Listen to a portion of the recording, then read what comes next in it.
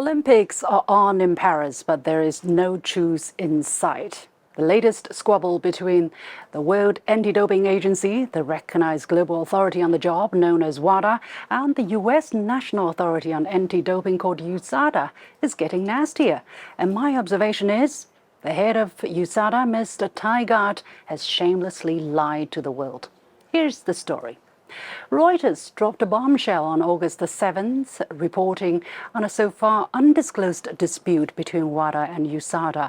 It involves U.S. athletes caught doping by USADA but still allowed to compete in exchange for ratting on others. It's like the FBI cutting a deal with the mafia. In reaction to the story, WADA sent out a statement giving its version and more details. WADA is now aware of at least 3 cases where athletes who had committed serious anti-doping rule violations were allowed to continue to compete for years while they acted as undercover agents for USADA without it notifying WADA and without there being any provision allowing such a practice under the code of WADA or USADA's own rules. The athletes were caught doping between 2011 to 2014, according to WADA, but the world body was only informed of these violations 10 years later in 2021. In at least one case, USADA has done so without ever publishing or sanctioning the violations. The athlete was even allowed to compete until retirement. In fact, WADA says the case was never published, results never disqualified, prize money never returned, and no suspension ever served. Never, ever. WADA did not sign off on this practice. Now, what's USADA's version? In a latest statement, its CEO Travis Tygart, who is known to have pursued Lance Armstrong's doping case, did not contest the facts provided by WADA. He insists instead it was a smear and deflection attempt by WADA.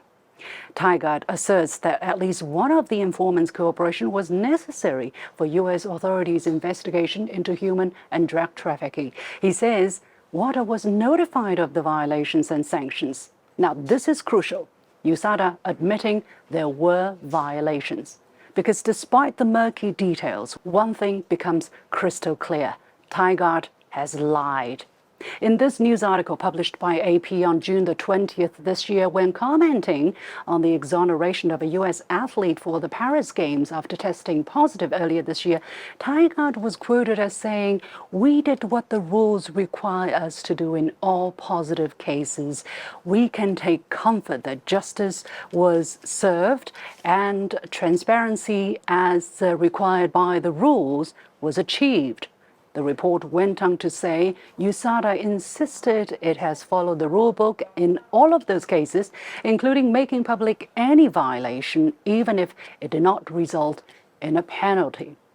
Tygart was referring to food contamination cases, which are unavoidable, unintended, and can be tolerated. But here, we're talking about real drug cheats. It's a different story and much more serious offenses. Talk about transparency, Mr. USADA. Where was it before 2021? You knew there were serious violations, but you kept stum. Explain yourself.